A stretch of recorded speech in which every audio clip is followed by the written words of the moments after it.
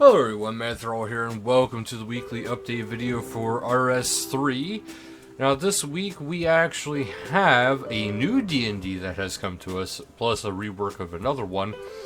But to start out, we have the new D&D, which is the Effigy Incubator.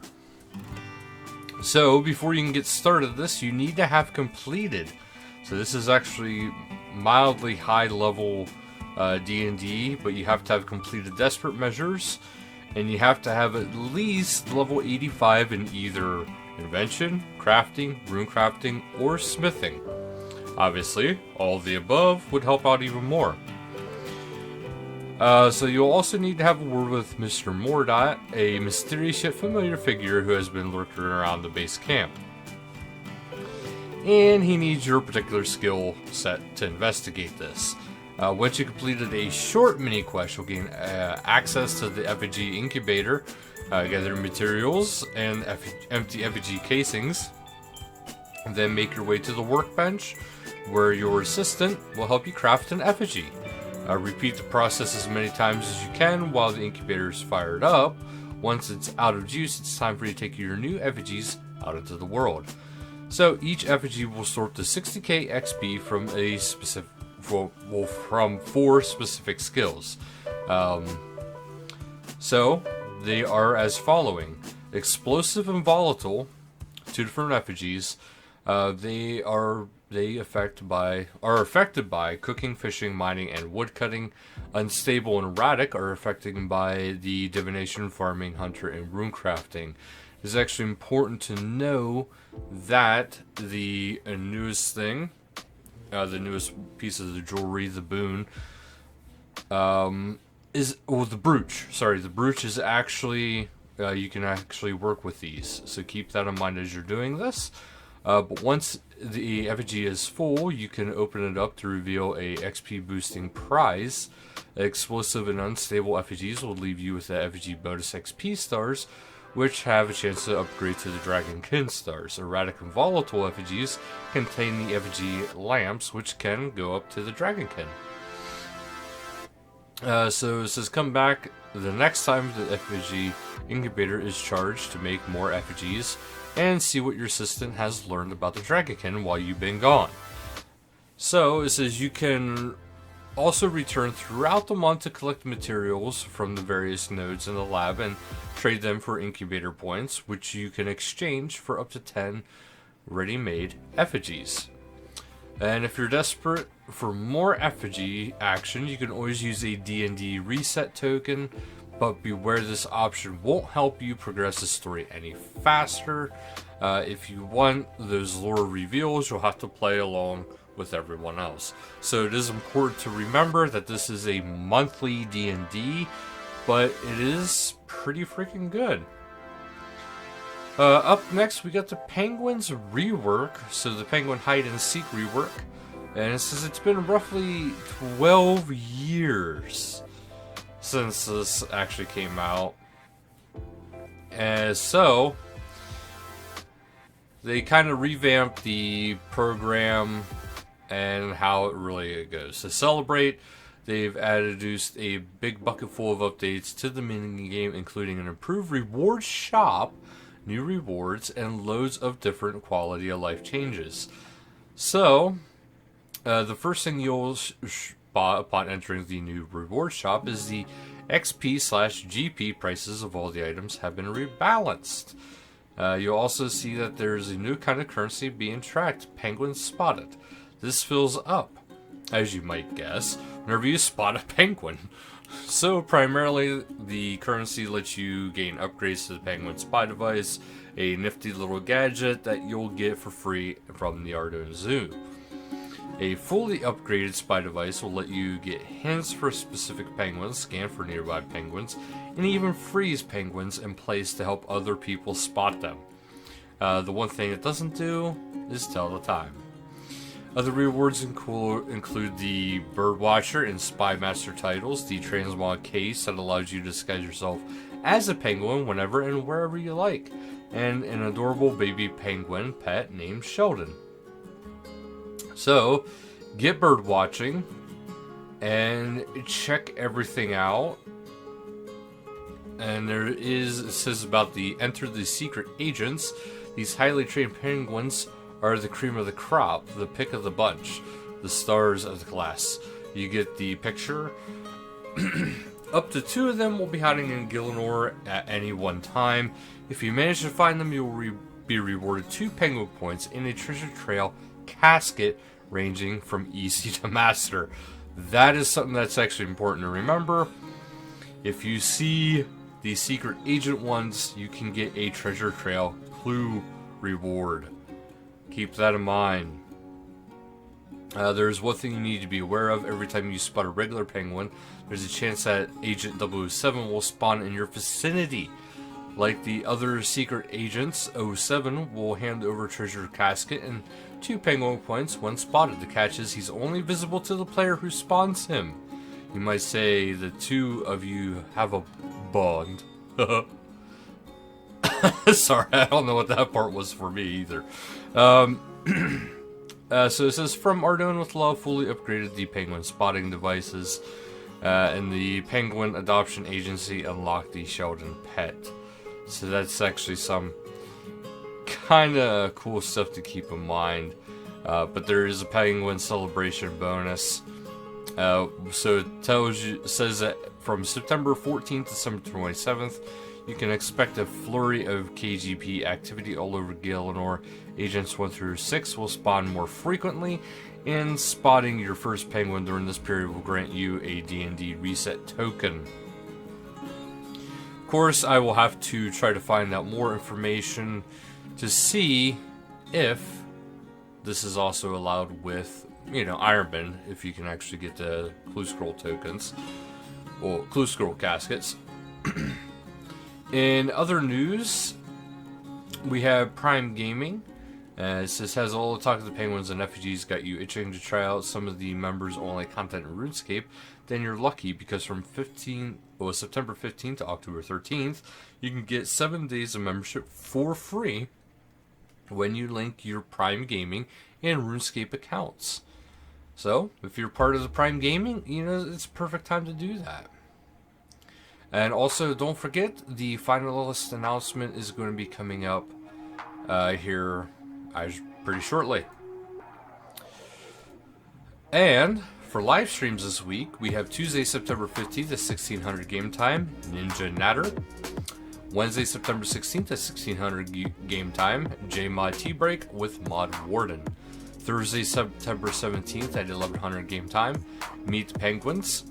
Friday, September 18th at 1500 game time, 10th Annual Golden Gnome Awards finalist announcements. Featured streamer is Zalandra, who will be spending his Saturday opening 500 Elite Clue Scroll caskets and giving away up to 5 billion GP. That is pretty big. So if you want to check that out and possibly get, maybe a little prize, head on over to Zalandra's Twitch channel, September 19th at 1500 game time. There's also the Edinburgh Zoo with an adoption pack. As you'll know from watching Game News tabs, they've teamed up with Edinburgh Zoo to bring you a few weeks of flipper flopping penguin content. To start with, they'd like to offer us the chance to win big with a few competitions. Penguins in the news post. The sharp eye among you will have already noticed that this news post has a few penguins scattered throughout the pages. Count them all, including this one right here, and let us know how many there are. And you could win 1 of 2 bronze adoption packs from the Gen 2 penguins at the Edinburgh Zoo. That includes a photo of your adopted penguin, a certificate of adoption, a penguin fact sheet, a Royal Zoological Society of Scotland pen, VIP event invitations, and grow your own seed bookmark. Click this link here to give your submissions. Penguin Hide and Seek next up is a contest you can join in until Sunday, October 18th. All players who have spotted at least a total of 25 total penguins will be entered into the raffle to win a silver adoption pack for the Gen 2 penguins of Edinburgh Zoo.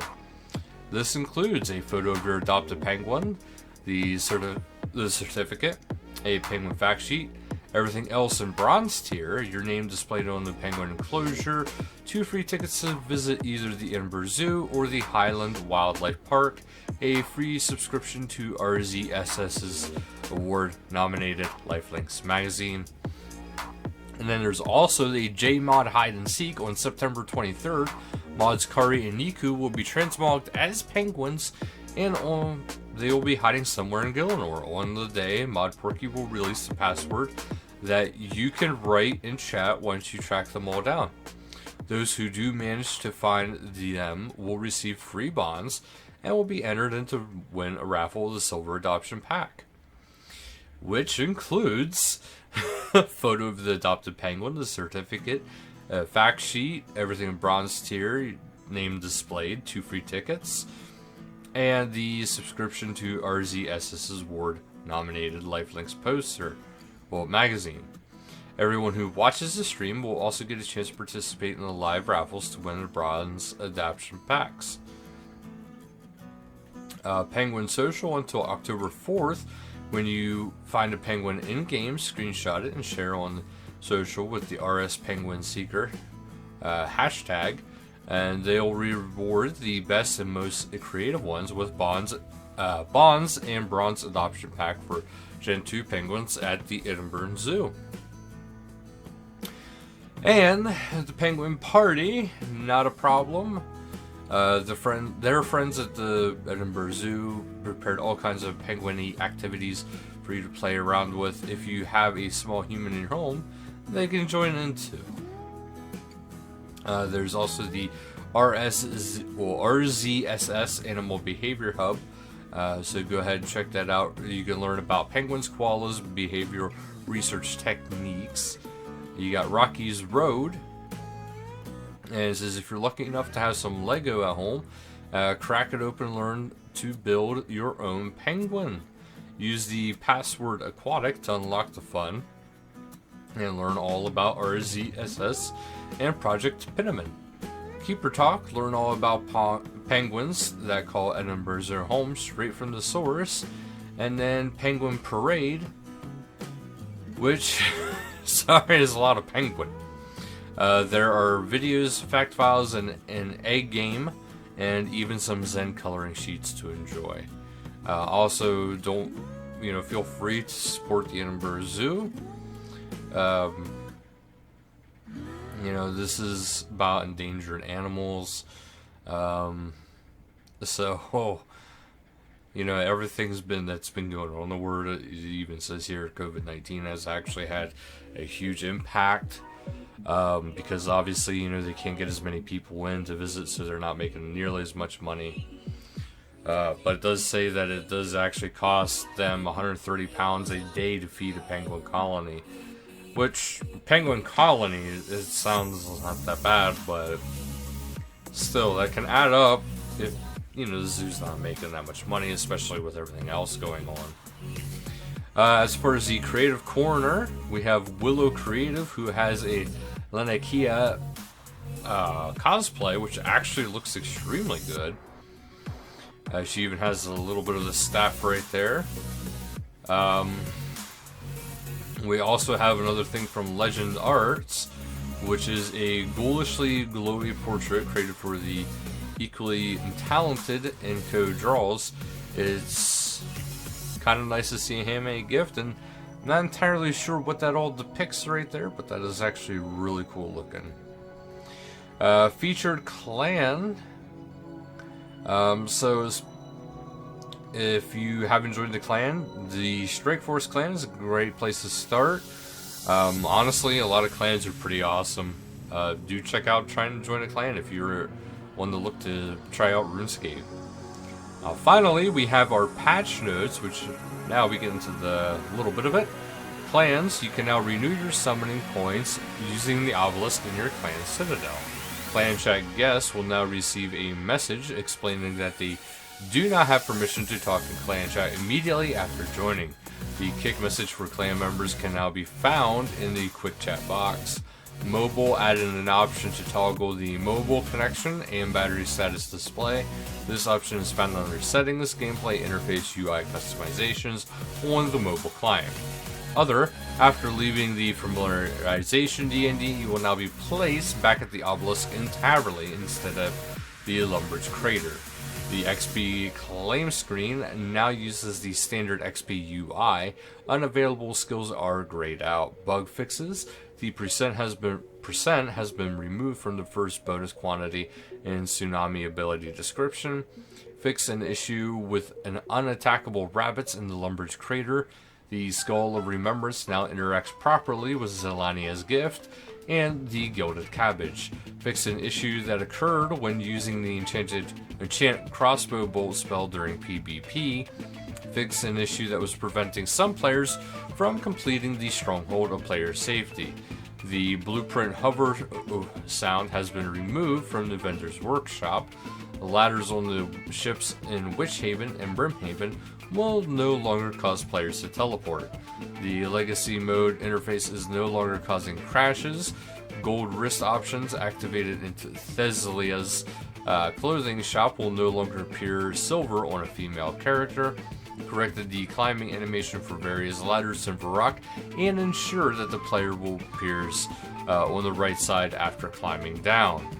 The walking and running animation are now displayed properly after using the Lodestone teleport and clicking out of the screen while underwater. The warning message in the quest replay choices menu for Celestica's endgame now include new information about requirements for the interactions only mode. Standing and being attacked in the troll storeroom doorway will no longer cause the screen to appear black. Collecting all necessary ore will definitely mark Doric as the next step in the relevant quest. The profound decorative set will now remain uncharged when stored in the armor case. You can now craft items with full inventory when the item in question consumes ingredients from your inventory, thereby freeing up space. Fixing the issue causing super compost and ultra compost potions to be supplied from the leprechaun instead of the master farming cape. Storage under certain circumstances. Untradeable items no longer be duped using the alchemizer machine. Invisible players will no longer appear next to prehistoric pottery tin on the branch at a time. Using a dwarven chainsaw in double XP mode will no longer double progress, but using double resource mode will still increase your progress towards the daily challenges. Dying at the same time as Morningstar will cause his drops to appear in the Birthwarp Troll Cave instead until they are picked up, otherwise they can be claimed from Turiel after advancing to the next pass state. Fixed an issue where Slayer introspection could prevent the guaranteed Elite Slayer monster spawn if players reduce the size of the task. Medium clue scrolls that require a beckon emote can be completed once again. And that's actually it for today's update, so thank you guys so much for watching, and until next time, later guys.